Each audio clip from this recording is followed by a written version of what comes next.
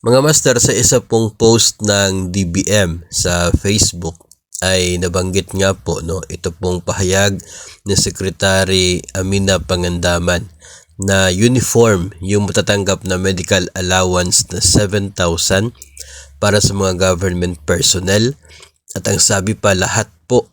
kasama pati ang mga teachers. Kaya siguro ay laging highlight yung teachers doon po sa mga balita na nababasa po natin, dahil nabanggit nga po talaga sila na Secretary Pangandaman. Pero tingnan po natin mga master na ito pong medical allowance na sinasabi pong matatanggap next year ay intended talaga siya for civilian personnel, qualified government civilian personnel, ayon sa Executive Order number 64 na nilagdaan ng Pangulong Marcos. So, yun pong mga hindi po civilian personnel ay hindi po kasali dito po sa mabibigyan ng medical allowance na ito, kung pagbabasihan po natin yung Executive Order ng Pangulo.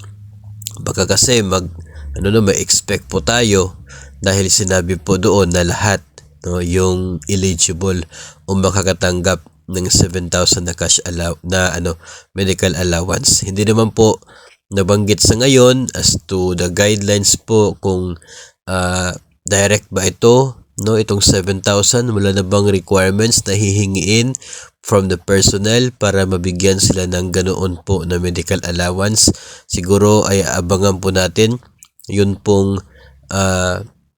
approval ng 2025 budget, kasi included ito doon, at tingnan po natin yung magiging guidelines kung paano yung releasing at ano po yung mga requirements, basic requirements para po na makatanggap sa nasabi po medical allowance from the government.